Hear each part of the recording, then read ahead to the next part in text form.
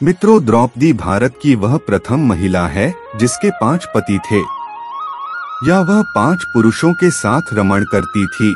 लेकिन सबसे बड़ा सवाल यह कि क्या आज के लोग यह समझते हैं कि द्रौपदी ने विवाह तो सिर्फ अर्जुन से ही किया था, तो क्या उसका रिश्ता सभी के साथ नहीं था? पांडवों को 12 वर्ष का वनवास और 1 वर्ष का अज्ञातवास मिला था। इस दौरान 5 पांडव एक कुम्हार के घर में रहा करते थे और भिक्षाटन के माध्यम से अपना जीवन यापन करते थे। ऐसे में भिक्षाटन के दौरान उन्हें द्रौपदी के स्वयंवर की सूचना मिली। एक यंत्र में बड़ी सी मछली घूम रही थी। उसकी आंख में तीर मारना था और वह भी तैलपात्र में उसकी परछाई देखकर। यह भी कि एक नहीं, पूरे 5 तीर मारना थे। अर्जुन ने यह प्रतियोगिता जीत ली। तब जरासंध, शल्य, शिशुपाल तथा दुर्योधन, दुःशासन आदि कौरव भी उपस्थित थे। उस दौरान बहुत विवाद हुआ क्योंकि 5 पांडव ब्राह्मण वेश धारण कर पहुँचे थे। लेकिन श्री कृष्ण के दखल से आखिर द्रौपदी का विवाह हो गया। 5 पांडवों से उसका विवाह कैसे हुआ या 5 पांडवों की वह पत्नी कैसे बन गई, यह बहुत लंबा किस्सा है। कहते हैं कि द्रौपदी अपने पिछले जन्म में बहुत सुंदर युवती थी। सर्वगुण संपन्न होने के कारण उसे योग्य वर नहीं मिल रहा था, इसलिए उसने भगवान शंकर की तपस्या की और तब शंकर जी प्रकट हुए। उस समय द्रौपदी ने हड़बड़ाहट में 5 बार वर मांगे, इसलिए उसे शिवजी के वरदान के कारण इस जन्म में 5 पति प्राप्त हुए।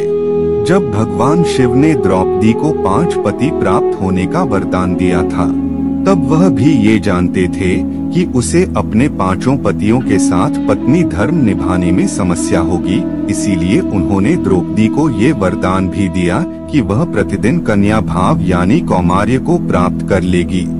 इसलिए द्रौपदी अपने 5 पतियों को कन्या भाव में ही प्राप्त हुई थी। हालांकि कहा जाता है कि संतान को जन्म देने के लिए भगवान श्री कृष्ण ने उसे ये सुझाव दिया कि हर साल वह पांडवों में से किसी एक के साथ ही समय व्यतीत करे। साथ ही जिस समय वह अपने कक्ष में किसी एक पांडव के साथ हो तो उनके कक्ष में कोई और पांडव प्रवेश न करें। यदि कोई पांडव ऐसा गलती से भी कर लेता है तो उसे 1 वर्ष का देश निकाला भुगतना होगा। माना जाता है कि द्रौपदी, जो 5 पांडवों की पत्नी थी, 1 से 1 साल के समय अंतराल के लिए हर पांडव के साथ रहती थी। उस समय किसी दूसरे पांडव को द्रौपदी के आवास में घुसने की अनुमति नहीं थी। इस नियम को तोड़ने वाले को 1 साल तक देश से बाहर रहने का दंड था।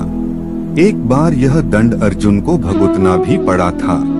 अर्जुन और द्रौपदी की 1 वर्ष की अवधि अभी समाप्त हुई थी और द्रौपदी युधिष्ठिर के साथ का 1 वर्ष का समय शुरू हुआ था। अर्जुन भूलवश द्रौपदी के आवास पर ही अपना तीरधनुष भूल आए, पर किसी दुष्ट से ब्राह्मण के पशुओं की रक्षा के लिए उन्हें उसी समय इसकी जरूरत पड़ी। क्षत्रिय धर्म का पालन करने के लिए तीरधनुष लेने के लिए नियम तोड़ते हुए वह द्रौपदी के निवास में घुस गए। उस दौरान द्रौपदी युधिष्ठिर साथ में थे। बाद में इसके दंड स्वरूप अर्जुन 1 साल के लिए राज्य से बाहर चले गए। इसी 1 साल के वनवास के दौरान अर्जुन की मुलाकात उलूपी से हुई और वह अर्जुन पर मोहित हो गई। ऐसे में वह उन्हें खींचकर अपने नागलोक में ले गई और उसके अनुरोध करने पर अर्जुन को उससे विवाह करना पड़ा।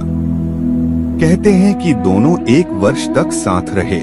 अर्जुन और नाग कन्या उलूपी के मिलन से अर्जुन को एक वीरवार पुत्र मिला जिसका नाम इरावान रखा गया। द्रौपदी के 5 पुत्र थे। द्रौपदी ने 1 वर्ष के अंतराल से 5 पांडव के 1 पुत्र को जन्म दिया था। लेकिन दुर्भाग्य की इन 5 पुत्रों को अश्वत्थामा ने मार दिया था। द्रौपदी और सत्यभामा संवाद। एक दिन की बात है, पांडव और ब्राह्मण लोग आश्रम में बैठे थे। उसी समय द्रौपदी और सत्यभामा भी आपस में मिलकर एक जगह बैठी थीं। दोनों ही आपस में बातें करने लगी।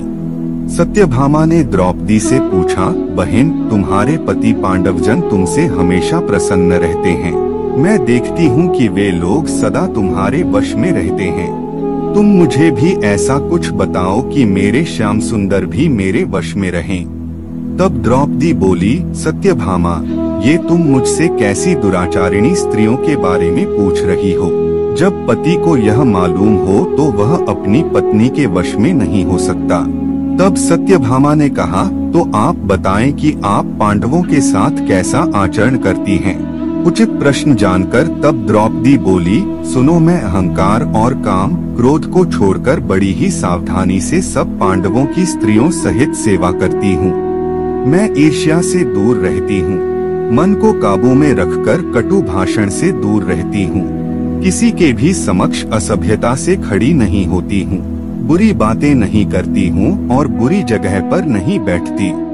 पति के अभिप्राय को पूर्ण संकेत समझकर अनुसरण करती हूँ। देवता, मनुष्य, सजादजा या रूपवान कैसा ही पुरुष हो, मेरा मन पांडवों के सिवाय कहीं नहीं जाता। उनके स्नान किए बिना मैं स्नान नहीं करती, उनके बैठे बिना स्वयं नहीं बैठती।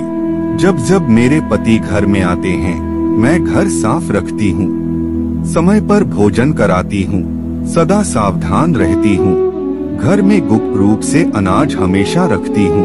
मैं दरवाजे के बाहर जाकर खड़ी नहीं होती हूँ। पतिदेव के बिना अकेले रहना मुझे पसंद नहीं। साथ ही सास ने मुझे जो धर्म बताए हैं, मैं सभी का पालन करती हूँ, सदा धर्म की शरण में रहती हूँ।